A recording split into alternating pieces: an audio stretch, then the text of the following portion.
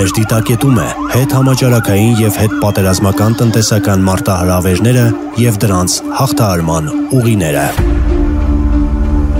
Հարցազրույցներ։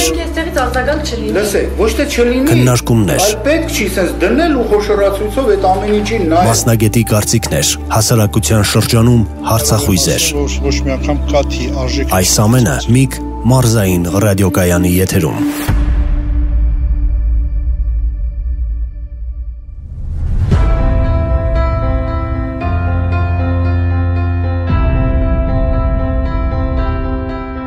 Միգ մարզային ռադիոյի եթերում հետհամաճարակային եւ հետպատերազմական տնտեսական մարտահրավերները եւ դրանց հաղթահարման ուղիները Լոռու մարզում ծրագրի հերթական հաղորդումն է, որի շրջանակներում խոսելու ենք առողջապահության մասին։ Ձեզ հետ է Նարինե Մաթևոսյանը։ Այս անգամ մեր ռադիոհաղորդման ձևաչափը դարձյալ տարբերվում է նախորդներից։ Հաղորդման հյուրերից մեկի հանրային կառավարման մասնագետ տնտեսագետ Հովհաննես Ավետիսյանի հետ խոսելու ենք on-line տարբերակով։ Հաղորդման մյուս հյուրին Լոռու մարզպետարանի առողջապահության եւ սոցիալական ապահովության վարչության պետ Ռուզաննա Պողոսյանին հյուրընկալել ենք Միգ մարզային ռադիոյի տաղավարում։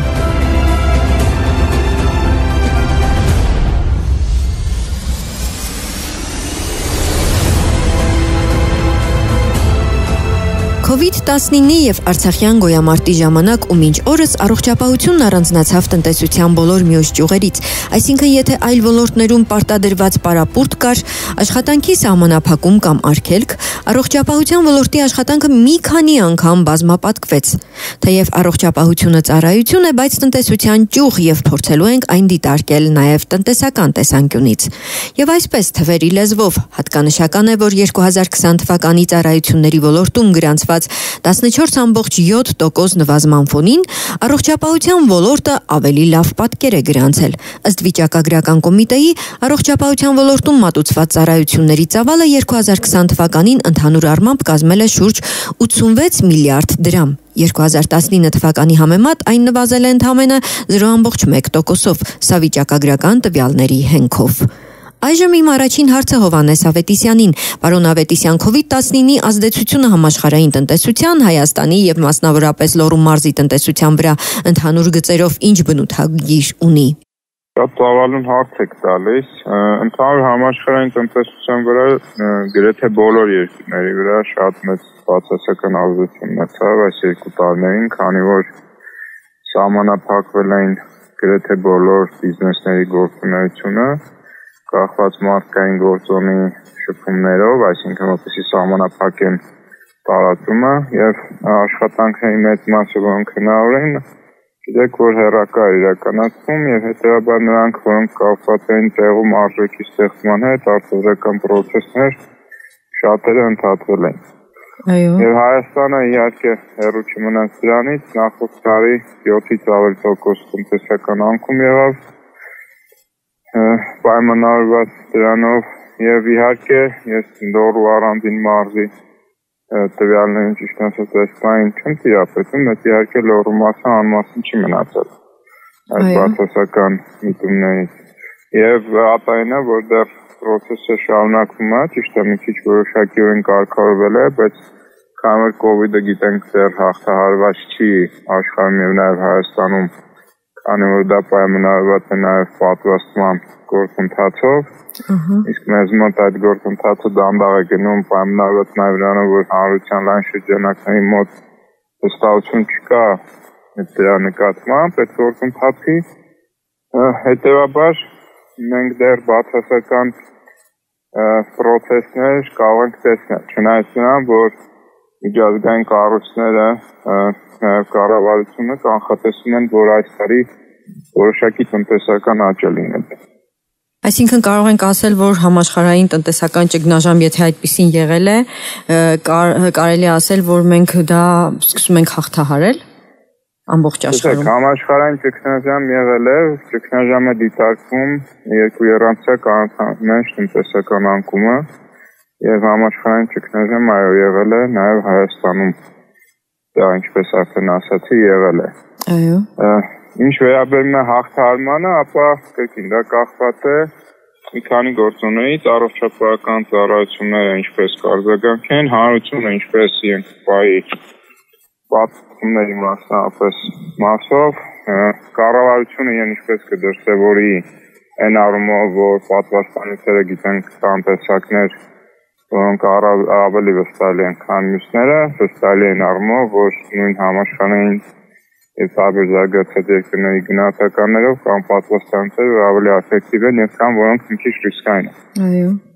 Այսինքն այդ գործոնների համախմբումն է, որ վիճակը տնտեսական ցույց է տալու, թե ինչի կհանգեցնի, որը որ այս պահին ինչ-որ լուրջ կանխատեսումներ անելը ճիշտ չէ, այսինքն մենք դեռ հələ process-ներ կա, պետք է տեսնենք ինչպես կդրսևորեն իրենց։ Տիկին Պողոսյան առողջապահության ոլորտն ուներ արդյոք բոլոր անհրաժեշտ ռեսուրսները դիմակայելու COVID-ին եւ պատերազմին, ինչ չափով դա հաջողվեց, ինչպես կարողացաք կազմակերպել աշխատանքները, ինչպիսին էր Լոռու մարզի ներդրումը այս դժվարին ժամանակաշրջանում։ Անշուշտ COVID-19 բավականին մեծ ճգնաժամի հանգեցրեց եւ նաեւ մեր բնակավարը, ինչպես նաեւ բոլոր այն տնտեսական բնակավարները, որովհետեւ մարդիկ ստիպված էին նստել տանը, կոնտակտ չապահովել, մեկուսանալ, աշխատավայր չգնալ, դրանով տուժեց նաեւ մեր տնտեսությունը, ամբողջ հանրապետությունում փակվեցին սահմանները։ Եվ իհարկե իր առողջապահության բնագավառը ամբողջ հարվածը վերցնելով իր վրա բավականին հաջողված կարողացավ այդ փորձությունից դուրս գալ եւ պայքարել այս համավարակի դեմ։ Միակ իրոք ցավալի բանը, ինչ պետք է նշեմ, դա մեր COVID-19-ի արդյունքում ունեցած մահերի թիվն է, որովհետև ինչ խոսք դրանք արձանագրվել են, թե բնակիչների ոչ ճիշտ մոտեցման, թերահավատությամբ եւ ոչ ժամանակին դիմելիության պատճառով, թե իրոք բարդ դեպքերի զարգացման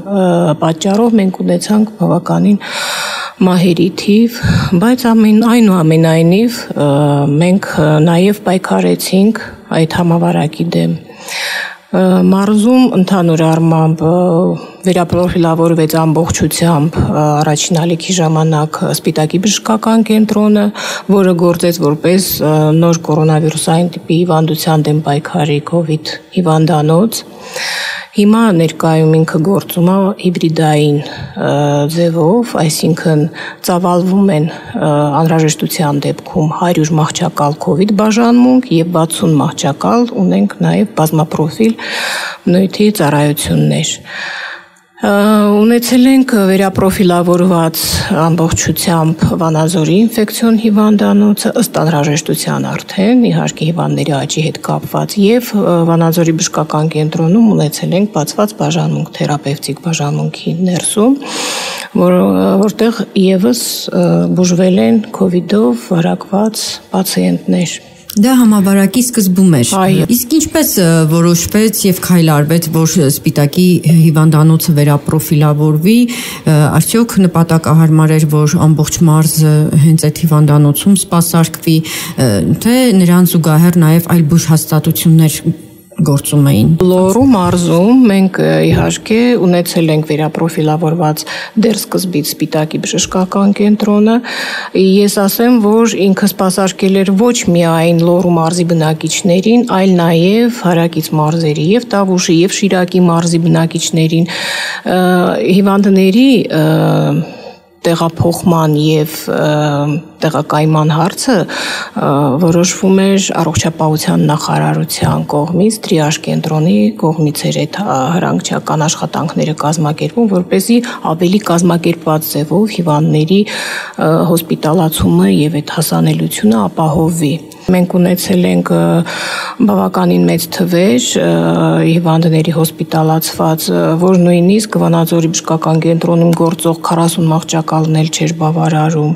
Մենք ունեինք բացված Վանաձորի ինֆեկցիոն հիվանդանոց վերապրոֆիլավորված, այսինքն 30 մահճակալով էլի նույնիսկ էլ չէր բավարարում եւ դրա հետ կապված մենք նաեւ աշխատանքներ էինք վարում մեր առողջության առաջնային պահպանման օղակի բժիշկների հետ, պետ, որոնք որ էլի մեծ բեռ էին վերցրել իրենց վրա եւ զբաղվում էին հիվանդների բուժմամբ տնային պայմաններում, այսինքն ովքեր որ կրիտիկական, ծանր դեպքերում չէին, այդ ծանր կլինիկական դեպքեր չէր եւ միջին ծանրության եւ թեթև դեպքերը դիտարկվում էին որպես տնային պայմաններում բուժվող հիվանդներ եւ գտնվում էին առողջության առաջնային պահպանման բժիշկների հսկողության ներքո։ Ամեն ինչ կազմակերպվում էր դրա համար, բժիշկը անընդհատ, եթե նույնիսկ ացելություններ չէր կազմակերպում, զանգով տեղեկանում էր հիվանդի վիճակի վերաբերյալ, անհրաժեշտության դեպքում կազմակերպվում են բոլոր կլինիկական ըստ պրոտոկոլի հետազոտությունները եւ հիվանդին հրահանգներ էին տրվում, ինչ պետք է ինքը անի, ինչպիսի բուժում պետք է ստանա, պետք է արդյոք լրացուցիչ պրեպարատների ներգրավումը բուժման մեջ, նաև սատուրացիայի այդ թթվասնի հագեցվածությունն էր անընդհատ այո հսկողության տակ պահվում, որը ցուցանիշ էր հանդիսանում, որպեսզի հիվանդներին պահեն տան պայմաններում, թե ուղարկեն հիվանդանոց բուժման։ Այ համաբուժարանների դերը ինչու՞մն էր կայանում, նրանք եւս ներգրավեցին այդ աշխատանքի մեջ, ինչ չափով, ինչ ձևով։ Նրանք էլ բավականին մեծ աշխատանք իրականացրեցին այս հարցում, որովհետև եւ հիմնական դերը ըստեղ համաբուժարանների հիվանդների նաեւ հայտնաբերումներ, հիվանդների տեստավորում, այսինքն այն կարևոր հետազոտությունների իրականացումը, որը պետք է արվեր նախքան հայտնաբերելը, այսինքն նախքան ախտորոշման հաստատելը, դա արվում էր ամբուլատոր օղակում։ Եվ իհարկե հետագա հսկողությունը մենք նաև ժամանակ առ ժամանակ ունենում ենք այդ խնդիրները, երբ որ հիվանդները պետք է արդեն ուղեգրվեին հիվանդանոց, բայց դեռ տրիաժի կողմից չենք ստանում համապատասխան հրանգավորում, ժամային իհարկե հսկողության տակ գտնվում էին իրանք այդ առաջնային օղակի բժիշկների հսկողության տակ եւ բավականին ուշադիր էին բժիշկները իրենց պացիենտների նկատմամբ, որպեսզի հանկարծ որևէ խնդիր չառաջանա առողջության հետ կապված։ Շնորհակալություն Տիկին Պողոսյան, երբ մենք խոսում ենք պանդեմիայի մասին եւ ձեր կողմից առողջապահության ոլորտում իրականացված աշխատանքների, այստեղ պետք է անպայման խոսել նաեւ այն մասին, որ այդ հիվանդները միայն հիվանդներ չէին։ Նրանք նաեւ սնունդ եւ այլ խնամք, հոգեբանական աջակցություն, ինչպես կարողացաք ունենալ նախ մասնագետներ շատ արագ եւ կարճ ժամկետներում, հնարավոր եղավ նրանց վերամասնագիտացնել, կամավորներ ներգրավեցին, այս աշխատանքները արդեն անձնակազմի առումով ինչպես կազմակերպվեց։ Միանշանակ, եթե դրանք չկազմակերպվեին բավականին շուտ կարճ ժամանակում, մենք այս արդյունքը չէինք ունենա, որովհետև իրականում այդ հիվանդները, ինչպես դուք նշեցիք, ոչ միայն բժշկական օգնության եւ սպասարկման կարիք ունեցող հիվանդներն են, այլ նաեւ հոգեբանական։ Եվ այստեղ ես իհարկե հարկ եմ համարում պարտադիր նշեմ, որ բավականին մեծ էնտուզիազմով ընդգրկվեցին մեր երիտասարդ բժիշկները այդ գործի կայունացման հարցում, իրանք բավականին մեծ ներդրում ունեցան, որովհետև իրականում դա բավականին դժվար էր։ Դուք էլ գիտեք, որ նույնիսկ բուժանձնակազմի եւ իրենց պատրաստվածակամության հետ կապված մեծ խնդիրներ ունեինք։ Այո, բայց այնուամենայնիվ ես ուզում եմ նշեմ նաև մեր Վանաձորի ինֆեկցիոն հիվանդանոցի բուժանձնակազմը, որը առաջին հերթին ներգրավվեց այդ գործում, եւ Սպիտակի բժշկական կենտրոնի անձնակազմը, բոլորը հերոսաբար իրենց իրոք էլի ամեն ինչը պատշաճ մակարդակով իրականացնելու համար ես շատ մեծ շնորհակալություն եմ ուզում հայտնեմ այդ բուժաշխատողներին, ովքեր որ նվիրյալ ձևով կարողացան ապահովեն մեր ձեռքբերումը այս համավարակի պայքարում։ Մենք հիմա էլ ենք պայքարում։ Համավարակը դուք էլ գիտեք, ժամանակ առ ժամանակ հիվանդների թիվը ավելանում է, համավարակը դեռ կա, ինքը չի ավարտվել Եվ այստեղ էլ ուզում եմ էլի նշեմ առաջնային ուղղակի բժիշկների դերը, որոնք որ պետք է իրոք այս ընթացքում կարողանան այնպիսի աշխատանքներ վարեն, որպեսզի բնակիչները հասկանան պատվաստումային գործընթացի հետ կապված բոլոր առաջնահերթությունը այդ գործընթացի կանխարգելումը, որովհետև հիվանդության դեմ պայքարի միակ իրոք արդյունավետ միջոցը դա կանխարգելումն է ու հատկապես այս համավարակի համար պատվաստումային գործընթացը, որը ես ասեմ, որ բավականին ակտիվացել է եւ մեր բնակիչները բավականին ակտիվ սկսել են դիմել համաբուժարաններ, որպեսզի կարողանան իրենց պատվաստանյութերը ստանան եւ կարողանան պայքարել այս համավարակի դեմ։ Այսինքն կամավորություն դրսևորվում է պատվաստումների առումով։ Իհարկե, միանշանակ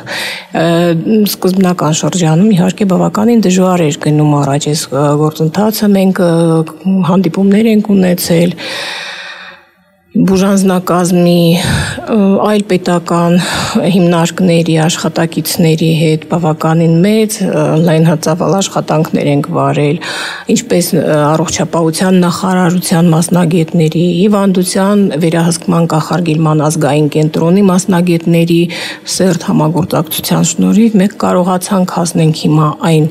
մակարդակի, որ բնակիչներն իրենք են արդեն ցանկանում, հոսքը կա, բավականին նույնիսկ հերթագրումներ են իրականացվում, որպեսզի հերթեր չգոյանան համաբուժարաններում, որպեսզի բնակիչները ստանան իրենց պատվաստումները։ Տիկին Պողոսյան, դուք նշում եք, որ ակտիվացել է կամավորությունը պատվաստումներ ստանալու գործընթացում։ Այստեղ արդյոք դեր խաղում է նոր վարակի հնդկական շտամի, այսպես ասած, մուտքը Հայաստան եւ դրանից առաջացող վախը։ Միգուցե, բայց ամեն դեպքում ես կուզեի երևի թե ավելի շատ այն տեսակետը ավելի սկզբունքային ընդունել, որ մեր բնակիչները գիտակցում են։ Ես ասեմ, սա միայն այս համավարակի դեմ պայքարի միջոց չի, էլի պատվաստումային գործընթացը մենք իրականացնում ենք երեխաների ծնված օրվանից եւ պատվաստումները բավականին կարեւոր դեր ունեն մեր առողջության պահպանման համար եւ իհարկե ես միշտ էլ դա նշել եմ, որ կանխարգելումը հիվանդությունների կանխարգելումը շատ ավելի մատչելի եւ արդյունավետ է, քան զարգացած հիվանդության բուժումը, իհարկե պայքարելը եւ արդեն իսկ բարդությունների առաջացնելու այդ ընթացքում հիվանդության դեմ պայքարելը։ Պարոն Ավետիսյան, COVID-19 եւ Արցախյան պատերազմի ժամանակահատվածում մի քանի անգամ մեծացան առողջապահության ոլորտում իրականացվող մի շարք գործառույթների ծավալները։ Սա ինչ դրսևորումներ գտավ տնտեսական գործունեության տեսանկյունից առողջապահական ոլորտում ծախսերի մեծացումը հանգեցնում է իհարկե դրական պրոցեսների։ Բայց որպեսզի դա կարողանանք գնահատել, մենք նախապես պետք է պատրաստ լինենք որոշակի տվյալների հավաքագրման եւ հետո այս պրոցեսներից հետո այդ տվյալների մշակման, որպեսզի հասկանանք, թե դա ինչ ազդեցություն ունեցավ։ Եվ հետեւաբար, քանի որ այդ պրոցեսը տեղի չի ունեցել, հիմա ես ինքս եւ չեմ կարծում, որ մեկ երկրում կարող է գնահատական տալ, թե ինչպիսին էր այդ ծախսերի ավելացման ազդեցությունը։ Մի բան է ակնհայտ, որ ես սկզբում տեսա, որ կառավարությունը ապահեց բաշեր ծախսերանի մասնավորապես ծառայությունների ծավալների մեծացման առումով հիվանդանոցների տեղերի եւ մենք ինչ-որ պահի տեսնում ենք, որ նաեւ կառավարության ներկայացուցիչներն են, մասնավորապես առողջապահության նախկին նախարարը հայտարարում էր, որ տեղերը սահմանափակ են, էլ տեղեր չկա, չեն կարող մարդիկ ընդունել եւ այլն։ Այսինքն նման խնդիրների մենք ականատես ենք եղել եւ այդ նաեւ իմ կարծիքով ոչ համարժեք սկզբի շրջանում ամենայն դեպս արձագանքներ, որ ինգնատման վատ կառավարման հետևանք էր, որը հանգեցրեց նաեւ ավելի շատ զոհերի, քան կարող էինք ունենալ, նաեւ սկզբի շրջանում կառավարության վարքագծի մեջ մենք չենք տեսնում համարժեք գործողություններ առայն, որ նույնիսկ երկրի առաջին դեմքերը դիմակներով չէին, ես խոսում եմ սկզբի փուլերում առաջին ալիքի եւ աշխարհը այո լուրջ խնդիրների առաջ էր, իսկ մերոնք մատների արանքում էին նայում։ Այո, քարոզարշավ։ Այո, այդ պրոցեսները մենք չենք մոռացել եւ ճիշտ է նրանք հետո ավելի ուշ իրենց վարքագիծը փոխեցին, բայց դրա բացասական հետևանքները մեծ էին։ Եվ հետևաբար այդտեղ կառավարությունը ինչ պետք է աներ, պետք է չնայած իրենք այստեղ մի ակնարկ կանեն, որ ասում են, որ հետևում են համաշխարհային առողջապահական կազմակերպության ցուցումներին, բայց ամեն դեպքում տեղական, հանրային եւ այլ վարքագիծը շատ էական է, այն առումով, թե այդ միջազգային համընդհանուր ցուցումները կիրառելի են, թե չէ, այն առումով, որ մեր հանրությունը գիտենք, որ օրենքի պահելու, կարգի պահելու առումով մենք այդքան էլ իրավագիտակից չենք եւ հետեւաբար այն կանոնները շփումների առումով դիմակայելու, որ մեր մոտ ձևական կիրառվում են, մենք տեսնում ենք, որ դրանք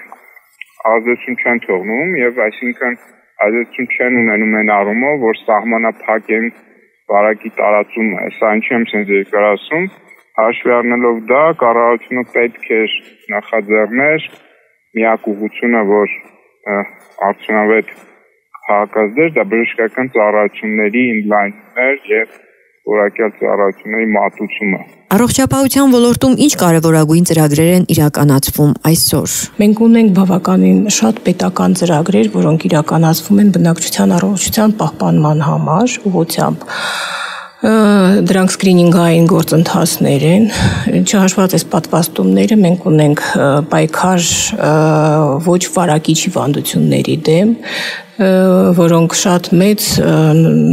տոկոս են կազմում հիվանդացության եւ մահացության համար,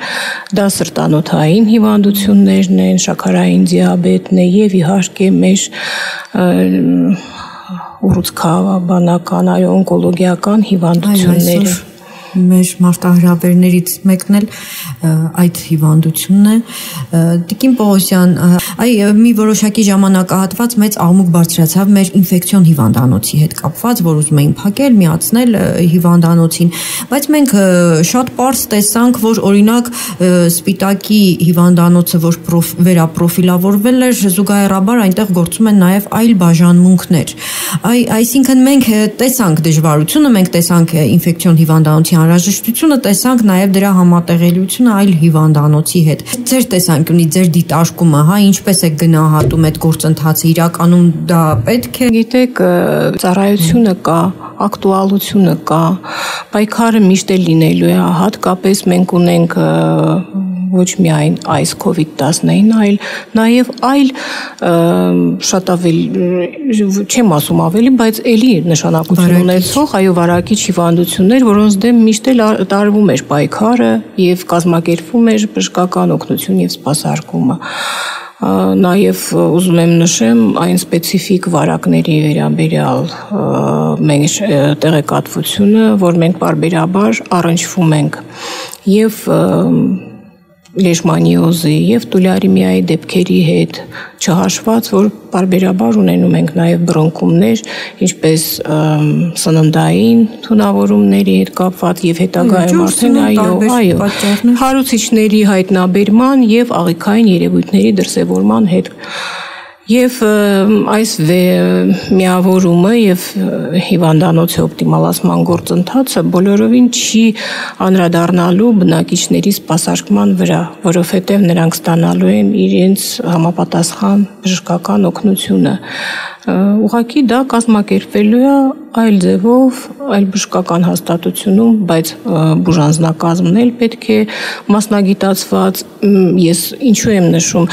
մեր ինֆեկցիոն հիվանդանոցի գործունեությունը որպես նվիրյալ աշխատակիցների գործունեություն, այո, այդ մենք տեսանք ինքներս, ինչպես մարդիկ պատրաստական եւ կամավոր սկզբունքով ընդգրկվեցին այս համավարակի բուժման գործընթացում եւ իրենք շարունակելու են իրենց աշխատանքը։ Դա կլինի Վանաձորի ինֆեկցիոն հիվանդանոցի կազմում, թե դա կլինի Վանաձորի բժշկական կենտրոնի կազմում, իրենք աշխատելու են եւ իրենց բնականոն աշխատանքը կազմակերպելու են այդ հաստատությունում։ Մեր լրագրողը եղել է Սպիտակի բժշկական կենտրոնում, որը վերապրոֆիլավորվել է որպես COVID-19-ի բուժ կենտրոն։ Ես Վարդուհի Սիսակյանն եմ, Սպիտակի բժշկական կենտրոնի տնօրենը։ 2020 թվականի մարտին արդեն COVID-ը Հայաստանում էր։ Առաջին բացված կենտրոնը նորքի ինֆեկցիոն էր, խոսակցությունները կար, որ Սպիտակի բժշկական կենտրոնը նույնպես պետք է վերապրոֆիլավորվի, բնականաբար այդ թվում եւ ես մեծ վախությամբ, մեծ պատասխանատվությամբ այդ լուրը ընդունեցի, որովհետեւ այդ հիվանդությունը բոլորիս համար էր օտար, բոլորիս համար էր նոր ու աշխատելը ու միաժամանակ դա ղեկավարելը, կառավարելը բավականին մտավախություն առաջացրեց։ Խնդիրներ եղան նաև բուժանձնակազմի կողմից, որովհետև ինքը այնպիսի հիվանդություն էր, որ մենք այդ քանակի ինֆեկցիոնիստներ չունեինք, վիրուսոլոգներ չունեինք, էպիդեմիոլոգներ չունեինք, COVID-ով պետք է աշխատեին գինեկոլոգները, դիմածնոտային բժիշկները, ակնաբուժները եւ այլն։ Իհարկե դա շատ հստակ նախարարության կողմից կարգավորվեց, առողջապահության ազգային ինստիտուտի կողմից վերապրոֆիլավորման ընթացքում վերապատրաստումները մասսայական կատարվեց, թե միջին բուժ պերսոնալի, թե մայրապետերի, թե բժիշկների համար առանձին դասընթացներ կազմակերպեց։ Միաժամանակ մենք ասեմ, որ բավականին մտավախությամբ ենք այդ որոշումը ընդունած իրականացրել, որովհետև աշխատելու ենք այնպիսի հիվանդության հետ, որը առաջնակի էր բոլորիս համար, այդ թվում եւ համաշխարհային մակարդակով, ոչ միայն Հայաստանի մակարդակով։ Եվ անծանոթ։ Խիստ անծանոթ էր, չկային որոշակի չափորոշիչներ, չկային որոշակի պրոտոկոլներ, դժվար էր պատկերացնել ինչի տակ էր մտնում եւ որպես ղեկավար, եւ որպես մարդ, եւ որպես մայր։ Այո, թիմը դժվար էր ձևավորելը, թիմը ձևավորվեց ոչ միայն մեր բժշկական կենտրոնի անձնակազմի կողմից, այլև ներգրավեցին այլ մարզերից, այլ քաղաքներից բժիշկներ, բուժքույրներ, մայրապետեր եւ ամենակարևոր գործոնը, որ ղեկավարը պետք է թիմի հետ լինի անկախ ամեն ինչից եւ հոգեբանական։ Մենք շատ դժվարին օրեր ենք անցկացրել։ Առաջին պացիենտները բացման օրվանից 50 պացիենտ միանգամից Գյումրու խնամքի կենտրոնի պացիենտներ էին, որ ոչ միայն պետք է այդ հիվանդներին բուժեինք, այլ նաև խնամքով զբաղվենք այդ հիվանդների։ Իսկապես ծանր հոգեբանական տրավմա էր նաև հիվանդների համար, ինչու, որովհետև տեսակցություններ չկային, հարազատներից հեռու են, լրատվամիջոցները սարսափելի ինֆորմացիան տարածվում էր, դա աշճանաբար մենք հաղթահարեցինք հիվանդի կողքին կանգնելով, թիմի կողքին կանգնելով ու այդ ամենը արվել է միասնաբար, իհարկե մեծ աջակցություն ենք ունեցել նախարարության կողմից, մենք հոգեբաններ ենք ունեցել, որ մեր հետ աշխատել են, ոչ միայն հիվանդների, այլև բուժ պերսոնալի հետ, թիմային աշխատանքը տվել է իր արդյունքը։ 2020 թվականի հունիսի 8-ից Սպիտակի բժշկական կենտրոնը վերապրոֆիլավորվեց ամբողջությամբ COVID կենտրոնի, նախկինում մենք 60 մահճակալ ունենք, ծավալեցինք 100 մահճակալ եւ պլյուս 15 մահճակալ ռեանիմացիոն, նախկին ընդհանրապես առողջապահական ոլորտի ֆինանսավորումը կոնկրետ պահպանման ծախսով կատարվել է միայն տուբերկուլոզային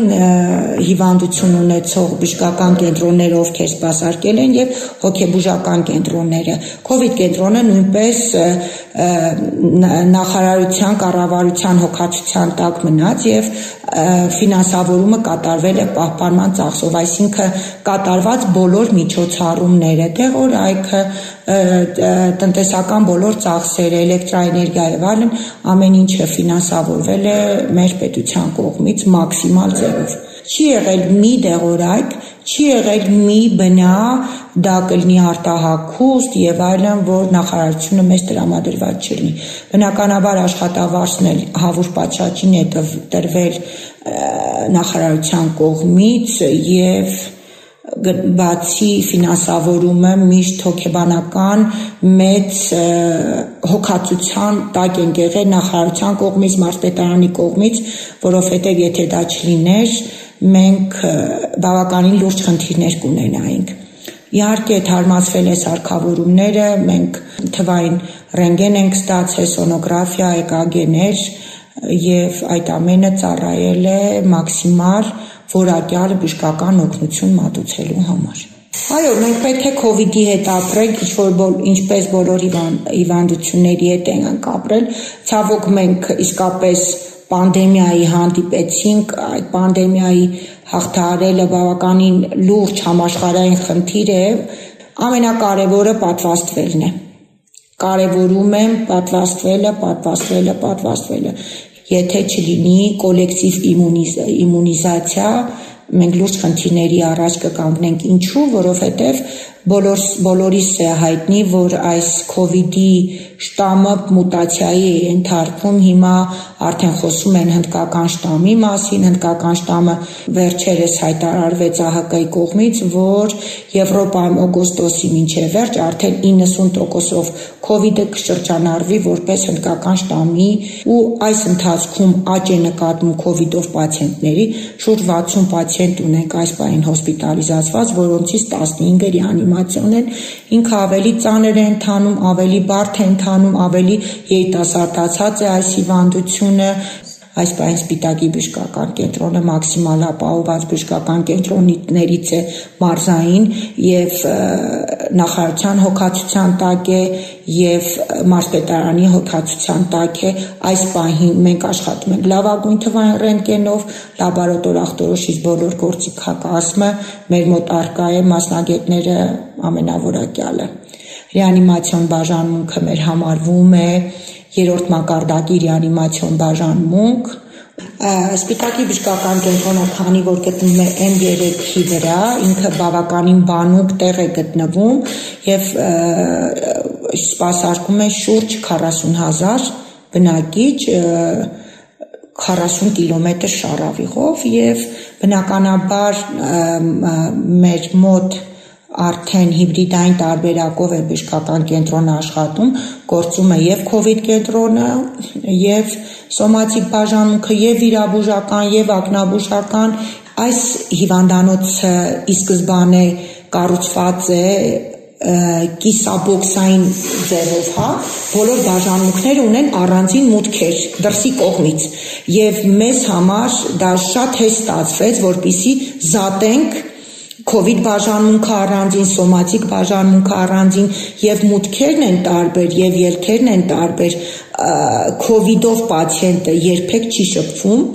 այլ հիվանդության պացիենտի հետ եւ երբևիցե չի եղել, որ հիվանդանոցում այլ պաթոլոգիայով հոսպիտալիզացված հիվանդը վարակվի COVID-ով։ Չի եղել, որտեղ շատ խիստ հստակ սահմանազատված են այդ պացիենտները COVID-ով պացիենտներից։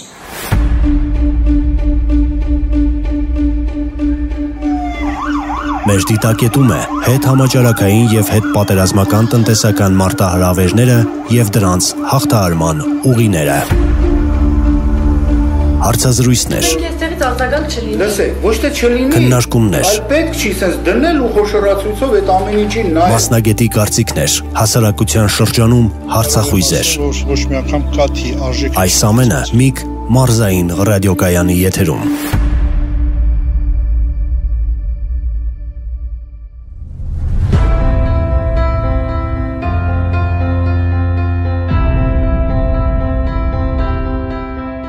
Հիշեցնեմ, որ Միք մարզային ռադիոյի եթերում խոսում ենք հետքովիդյան եւ հետպատերազմական շրջանի առողջապահության մասին Լոռու մարզում։ Եվ իմ հաջորդ հարցը դարձյալ պարոն Ավետիսյանին, այսօր կարծես թե սպառնում է համաշխարհային պանդեմիայի 4-րդ ալիքը եւ այս համաշխարհային դիտարկումներն ունենալով առաջիկայում ինչին պետք է պատրաստ լինենք։ Պետությունը պետք է պատրաստ լինի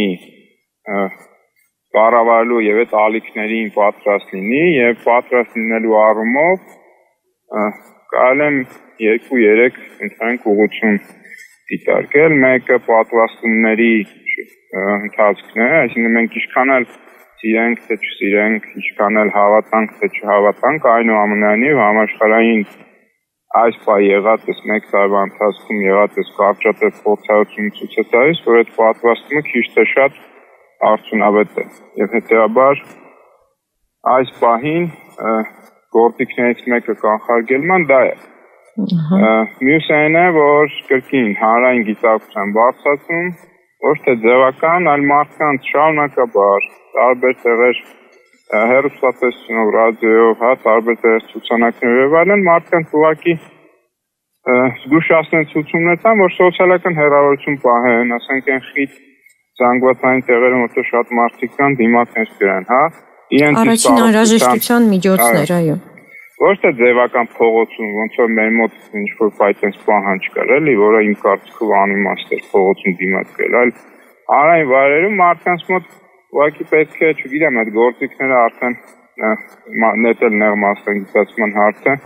մասնագետները կիմանան, թե ոնց է պետք հանրությանը ճիշտ իրազեկել եւ հանրության մոտ այդ գիտակցությունը բարձրացնել, որպեսզի հասկանան, որ սա իրենց առողջության համար է եւ հետեւաբար այդ ուղղություններից մեկը հանրային գիտակցությունն է եւ որոշակի կանոնների պահպանումը, որպեսզի չտարածվի։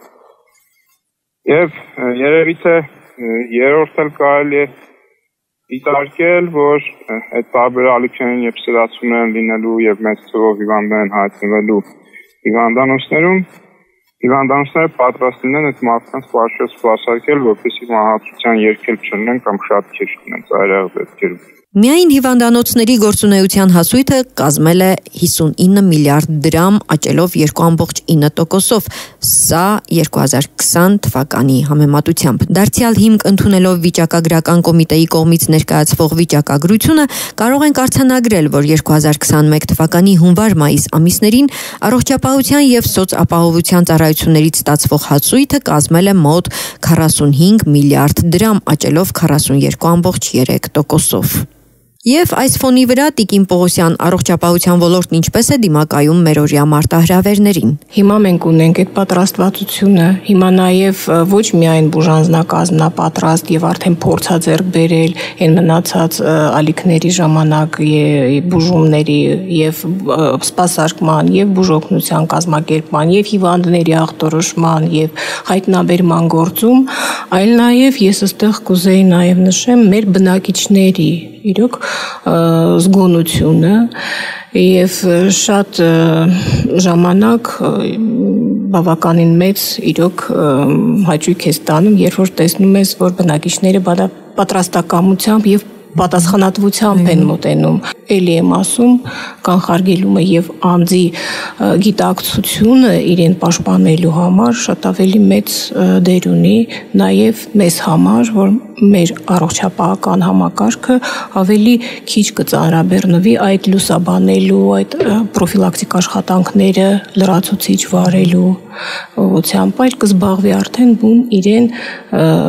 հատկացվող այդ գործառույթներով։ Պարոն Ավետիսյան, հակահամաճարակային տարբեր միջոցառումների համար կիրառվող նյութերը, սկսած դիմակներից, հիգիենայի պարագաներ եւ այլն, դրանց օգտագործման ծավալները կարող էին արդյոք որոշակիորեն իրենց կնիքը թողնել տնտեսության վրա։ Կարծում եմ ունեցավ, որովհետեւ տնտեսության այդ ուղղության մեջ որոշակի շարժ գրանցվեց, որոշակի մենք գիտենք, որ դիմակի արտադրության գործարաններ բացվեցին, թեկուզ փոքր նույն ալկոգելի արտադրության էլի փոքր արտադրամասեր բացվեցին, տնտեսության այդ ուղղության մեջ կառավարությունը մեծ ծախսեր արեց, ինչը կնշանակի այդ ուղղության մեջ արժեքի ստեղծման որոշակի հավելյալ պրոցես տեղի ունեցավ։ Միանշանակ այդ ոլորտին մեջ դրական արժեք են ունեցել, բայց թե ինչ չափով մենք հավանաբար առաջարկագրական տվյալները որ հրապարակվենք, տեսնենք այդտեղ որ որոշակի տեղաշարժեր եղել են։ Դե ունենք ուրեմն դրական աստիճան գոնե դժվարության մեջ մենք կարողացել ենք նաև ձեռքբերում ունենալ եւ խոսենք տնտեսագիտության տեսանկյունից, առողջապահության ոլորտում ներգրավվեցին մեծ թվով աշխատողներ, աշխատակազմը մի քանի անգամ մեծացավ, անհրաժեշտություն առաջացավ տարբեր սարքավորումների ձեռքբերման, հենց թթվածնի, այո, կենտրոնացված կայաններ մենք կարողացանք այո դա ապահովել ինչպես Վանաձորի ինֆեկցիոն հիվանդանոցում, այնպես էլ Սպիտակի բժշկական կենտրոնում, հենց այս համավարակի շրջանում, որ տարվում էր այդ պայքարը եւ բավականին մեծ աշխատանքներ կատարվեցին եւ պետության կողմից առողջապահության նախարարությանի դեմս թեկուզ եւ մասնագիտական առումով մեր թիմին աջակցելու թեկուզ եւ այդ սարքավորումների ձեռքբերման հետ կապված ինչպես նաեւ կուզեմ նաեւ նշել բարեգործ կազմակերպությունների դերը այս գործում մենք ունեինք ձեռքբերումներ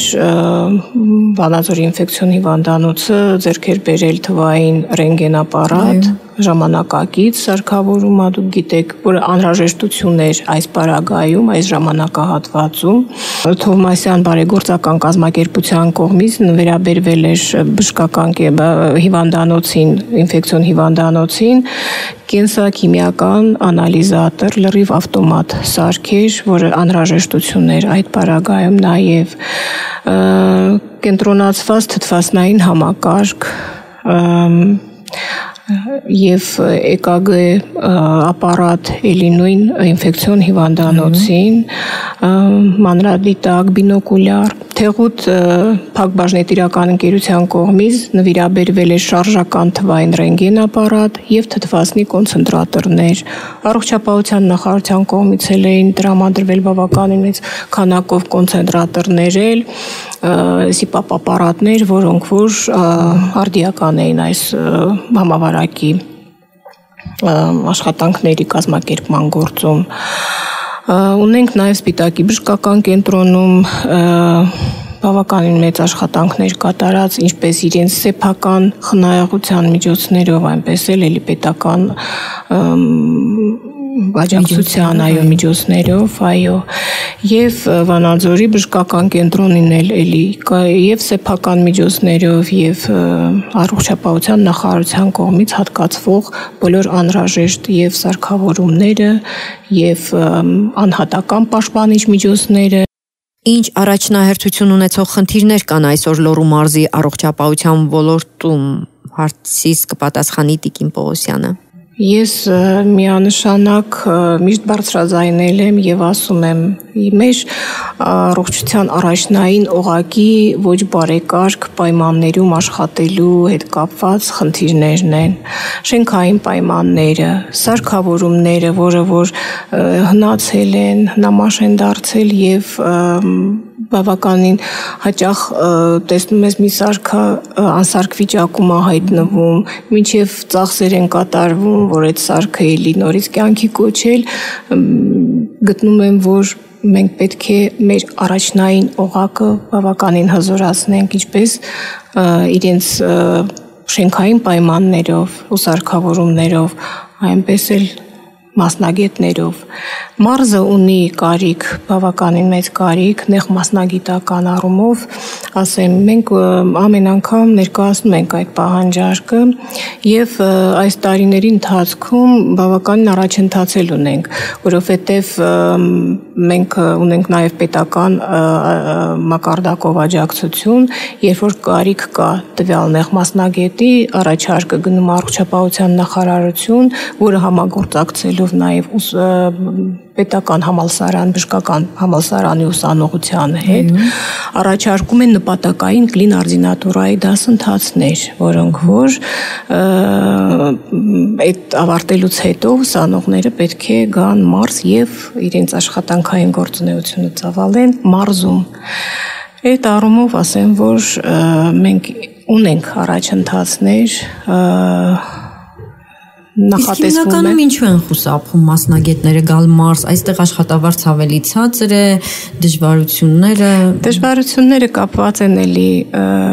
ոչ հագեցվածության պատճառով եւ իհարկե ինչ խոսք որ այս ընթացքում ես էլի եմ խոսել դրա մասին ոչ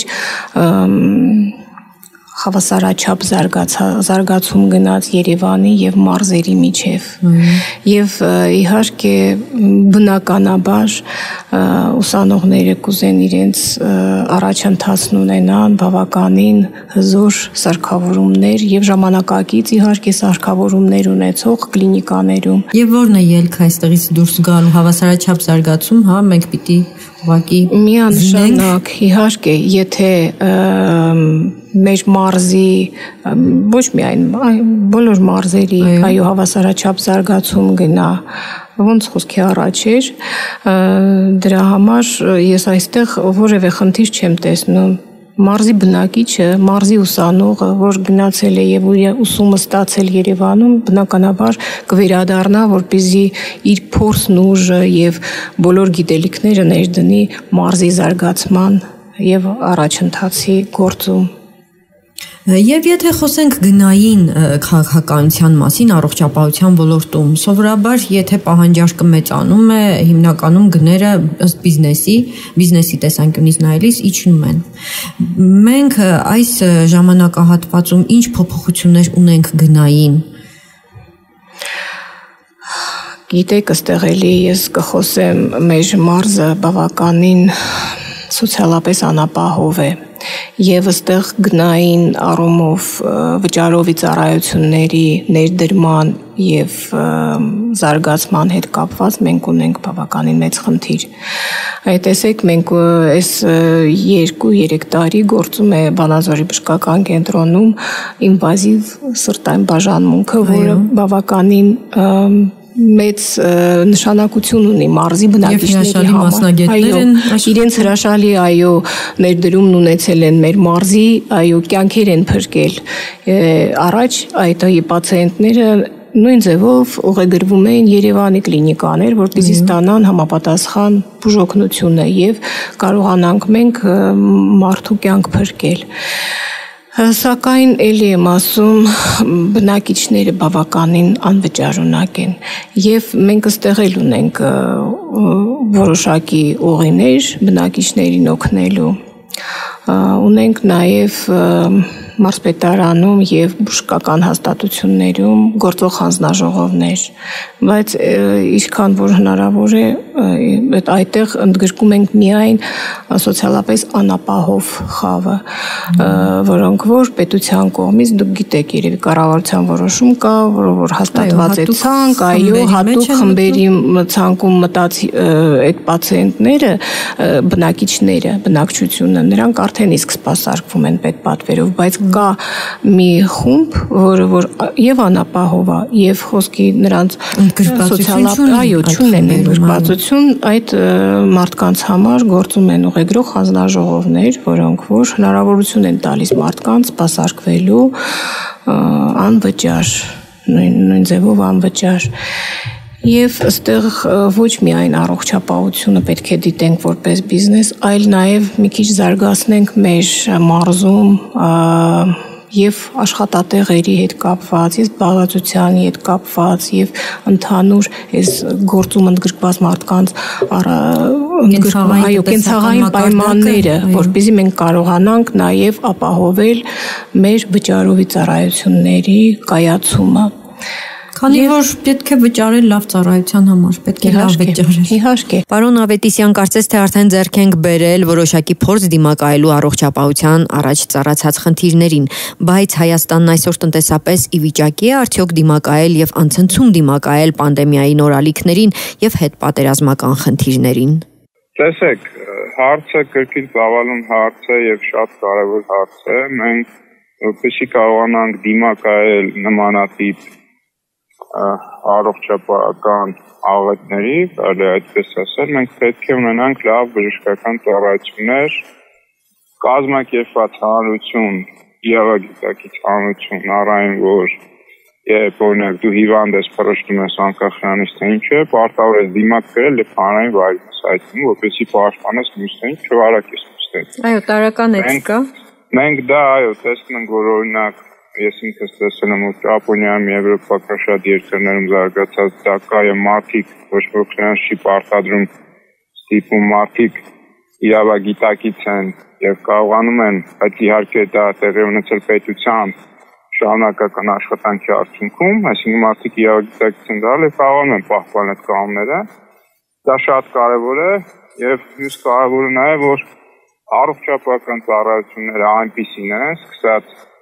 սահմանային կետերից, վերահսկողությունները ոչ թե ձևական են արվում, ոնց որ մեր մոտ շատ դեպքերում տեսնում ենք, եւ ինքնին մարդը անցնում է, ինչ-որ դեմքին նայելով փորձում են հասկանալ այդ մարդը ինչ-որ վարակակից կարող լինել, թե չէ, առանց ինչ-որ բաներ ստիպելու։ Այո, մտավախությունները միշտ մեծ են։ Այսինքն առողջապահական համակարգը պետք է զարգացվի այն աստիճան, որ մենք պատրաստ լինենք ցանկացած նմանատիպ ուժեղ համավարակների եւ առողջապահական աղետների դիմակայելու։ Սա դա այլ տարբերակներ չկան, այլ տարբերակը այն է, որ մենք ինքան մեծ երկրներ նրանում, որոնք մենք ի վիճակի չենք, մասնավորապես հենց մենք ԱՄՆ ունի կամ Չինաստանը մեծ կարողություններ, որոնք կարող են ընդհանրենք համավարակի ծագման աղբյուրի մոտ որոշակի աշխատանքներ անել, դիցուկ ընդհանրենք բնության մեջ տեսնենք, որ կենդանիների մոտ որոշակի Ինքնին վարակները նկատում որոնք կարող են այնուհետ տարածվել մարդկանց, որոշակի կանխարգելիչներ անել, բայց մենք շատ փոքր խաղացող ենք աշխարհի մակարդակում եւ այդտեղ դերակատարում չենք կարող ունենալ։ Հետաբար մեզ մնում է հանրային գիտակցություն, կազմակերպվածություն եւ առողջապահական ծառայությունների շատ լավացում, որին հասնելու համար շատ աշխատել է պետք եւ ներդրումներ։ Իհարկե, կառավարությունը բայց ամեն դեպքում պետք է ուղղություն ունենա, որ առողջապահական համակարգ առաջնահերթություն է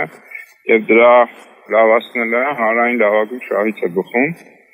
Եվ հետաբար, եթե քաղաքականությունը դա է, նույնիսկ սուղ ռեսուրսների պայմաններում հնարավոր է որոշակի առաջացած գրանցել։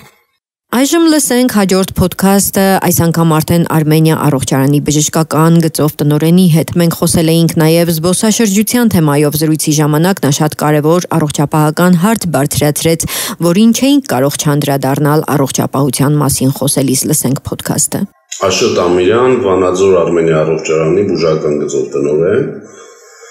Ասել հաղթահարել ենք այդ դժվար ժամանակը, դա ճիշտ չի լինի, կարելի ասել դիմակայել ենք ի հաշիվ ռացիոնալ միջոցների բաշխման, եւ այստեղ միայն COVID-ը չէր, մենք ունեցանք պատերազմ։ Առողջարանը միշտ ունեցել է պետական պատվերի շրջանակում որոշակի գումարներ, որը մեծ կարևորություն է ունեցել նախ եւ առաջ շահառուների համար, որոնք եղել են երկրորդ, երրորդ կարգի հաշվանդամներ, որոնք եղել են պատերազմի մասնակիցներ, վիրավորներ, զոհվածների հարազատներ եւ այլն։ Այսինքն սա այն թիրախավորված ազգաբնակչության մի խավն է, որը միանշանակ պետք է ունենա պետական աջակցություն եւ ունեցել է միշտ, ուզում եմ շեշտել, որ միշտ ունեցել է մինչև 19 թվականը։ 19 թվականից հետո պետպատվերի շրջանակներից հանվեց առողջարանային բուժում հասկացողությունը եւ հիմա ինչի եմ խոսում դրա մասին, ակտուալ է սա, որովհետեւ մենք ունենք մոտավորապես 10,000 թեթև վիրավոր պատերազմի մասնակիցներ, սա հարաբերական դասակարգում է, թեթև վիրավոր, սա այն մարդիկ են, որոնք որպեսզի վերադառնան լրիվ կենսունակ դառնան, իրենց պետք է պարբերաբար ռեհաբիլիտացիոն միջոցառումներ, այսինքն այն ծառայությունը, որը իրականացնում է մեր առողջարանը, որովհետև մեր բազան հզոր է յուրաքանչյուր հիվանդության ժամանակ, թե մասնագետների տեսանկյունից, թե սարքավորումների, թե միջոցների։ Ու ներկայումս ես տեղյակ եմ եւ սրա մասին խոսվեց վերջերս շատ լուրջ մակարդակի բարձրացվեց, անցկացվեց հանրապետական բժիշկների պատերազմ խորագրով կոնֆերանս Երևանում, որտեղ ընդգրկված էին բազում մասնագետներ եւ պատերազմին անմիջապես մասնակիցներ եւ թիկունքում աշխատողներ, պայքարողներ եւ այլն, այսինքն մարդիկ, որոնք քաջատեղյակ են թե պատերազմի ընթացքի, թե հետ պատերազմյան խնդիրների հետ, ի նկատի ունեմ առողջապահական բնագավառում Եվ արձանագրվեց, որ այսօր կան շատ մարդիկ, որոնք ունեն կարիք, իրոք ունեն կարիք, սա այն մարդիկ են, որոնք չունեն այդ միջոցները, որպեսզի անձնական միջոցներով դիմեն, այսինքն իրենք պետք է գտնվեն պետության հովանու ներքո, բայց ինչ-ինչ պատճառներով չկա այդ ֆինանսավորումը։ Հիմա անդրադառնամ այս ֆինանսավորման նաև մի այլ ասպեկտին, քանի որ ինքը եղել է պետպատվերի շրջանակում, առողջարանի կողմից գնային քաղաքականությունը եղել է հետևյալը՝ ամենամինիմալ արժեքը։ Այսինքն պետպատվերի համար տրվել է այն գինը, որով մենք անհատական մարդկանց չենք ընդունել, նույնիսկ զեղչային տարբերակով։ Ստում է հասկանալի է։ Այսինքն ուզում եմ ասել, որ ինքը իրանով այդ պետպատվերի սպասարկելը չի կրել առողջարանի համար բիզնես շահ, բայց այդ պետպատվերի շրջանակում հնարավոր է եղել պահպանել աշխատակազմը, այսինքն չկրել սեզոնային բնույթ եւ այդ քանակության մարդկանց մշտապես վճարել աշխատավարձ եւ այլն։ Այսինքն բիզնեսում որպես կոմպոնենտ մենք եղել ենք եւ սնող աշխատավարձային տեսանկյունից, հարկային տեսանկյունից եւ սպառող, այսինքն եթե մենք իսկ քանակով մարդ միշտ մեր մոտ ունեցել ենք, մեզ մոտ ունեցել ենք, իրանք սնվել են, իրանք մեզ մոտ ապրել են, այսինքն այդ շրջանառության մեջ է դրվել այդ գումարը եւ ճիշտ տարբերակով, ռացիոնալ տարբերակով։ Ներկայումս մենք ունենք, տեսեք, երեք խնդիր։ Մենք ունենք չբուժված պատերազմի մասնակիցներ, գումարած սրան այն մարդիկ, որոնք պարբերաբար ստացել են մեր բուժումը, հիմա զրկված են դրանից, շուրջ 2-3 տարի է, չունենք այդ պետության աջակցությունը, որպեսզի կարողանանք մշտապես պահպանել մեր կոլեկտիվը, մեր աշխատակազմը եւ այդքան գումարի չափով ինքը շրջանառությանից դուրս է եկել եւ հարկերի տեսքով եւ սպառման տեսանկյունից։ Այս բարդություններ, մենք հաղթահարում ենք մեզ ամեն ինչը, մենք հաղթահարում ենք մեր սեփական ուժերով, ճիշտ մենեջմենտի արդյունքում մշտապես ունենք մեր հաճախորդները, մեր բուժվողները, օրեցօր մեր ճանաչելիությունը բարձրանում է ոչ միայն Հայաստանի շրջանակներում,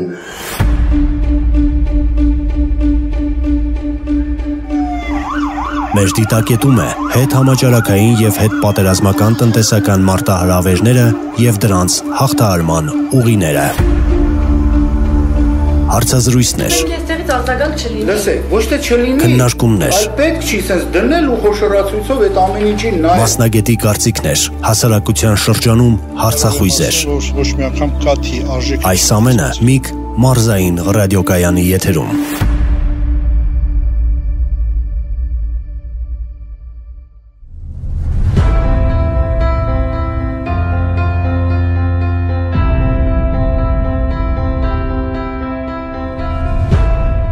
Ինչպես լսեցինք, շատ արդիական հարց բարձրացվեց, հատկապես այսօր զինծառայողները, վիրավորները, հաշմանդամություն ձեռք բերած բազմաթիվ զինծառայողներ զրկված են վերականգնողական կենտրոններում բուժում ստանալուց, նախկինում եղել է պետպատվեր, արդեն 3 տարի այն չկա։ Ինչու՞մն է խնդիրը եւ կան արդյոք որոշակի նախաձեռնություններ այս առումով, Տիկին Պողոսյան։ Իհարկե մշակվում են տարբեր ծրագրեր, հատկապես այս ընդհանուր պատերազմում տուժած զինվորների, զինծառայողների եւ նրանց ընտանիքների նկատմամբ մենք ունենք նաեւ հոգեբանների լուրջ թիմ, որոնք որ աշխատում են այդ պատերազմում մասնակցած զինվորների հետ։ Ընդհանուր առմամբ բուժօգնությունն էլ, որը որ կազմակերպվում է դեռ ոչ մի ստատուս չստացած, այսինքն ոչ հաշմանդամություն ստացած, դեռ որոշակի խումբ ձեռք բերած,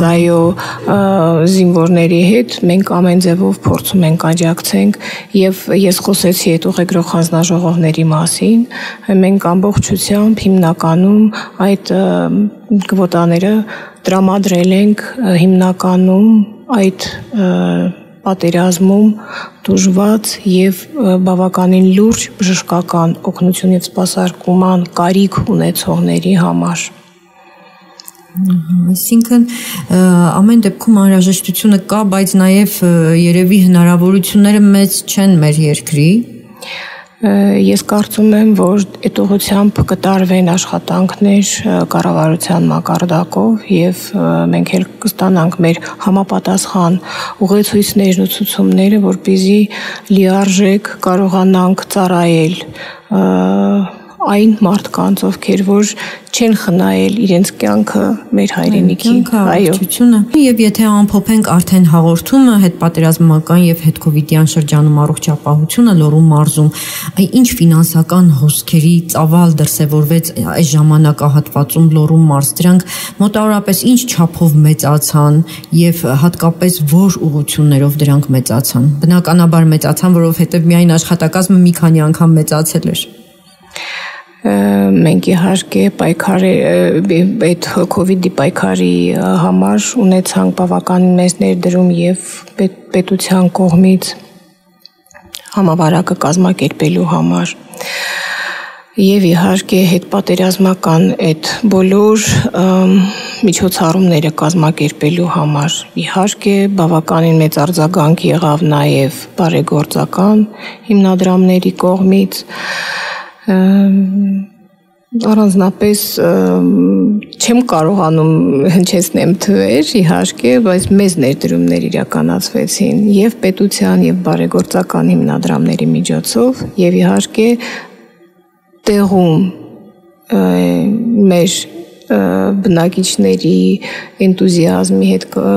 նաև իհարկե իրենք էլ բավականին մեծ ներդրում ունեցան եւ մարդկային ռեսուրսների ներդրումները նաև գալիս էին, դիմում էին, առաջարկում էին բոլորը, ովքեր որ հնարավորություն ունեն օգնության այդ ժամանակահատվածում, այդ պատերազմի ժամանակահատվածում իհարկե շատ մեծ օգնություն էր նաև այդ հոգեբանական իրոք աջակցությունը, այո, բավականին մեծ նշանակություն ունեցող հանգամանքներ էին։ Իրականում, այո, դուք շատ լուրջ եւ անգնահատելի աշխատանք եք իրականացրել, ոչ միայն այս ժամանակահատվածում, այլ ընդհանրապես, որովհետեւ ամենակարևորը մարդու առողջությունն է։ Հիշեցնեմ, որ Միգ մարզային ռադիոյի եթերում հետկովիդյան եւ հետպատերազմական շրջանում առողջապահությունն էր, առողջ եղեք։ Շնորհակալություն։ Շնորհակալություն ձեզ։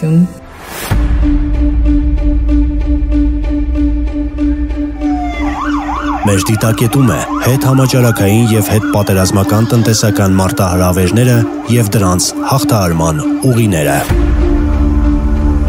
Հարցազրույցներ։ Այստեղից արձագանք չլինի։ Լսեք, ոչ թե չլինի, քննարկումներ։ այլ պետք չի sense դնել ու խոշորացույցով այդ ամեն ինչին նայել։ Մասնագետի կարծիքներ, հասարակության շրջանում հարցախույզեր։ Ոչ մի անգամ կաթի արժեք։ Այս ամենը Միգ մարզային ռադիոկայանի եթերում։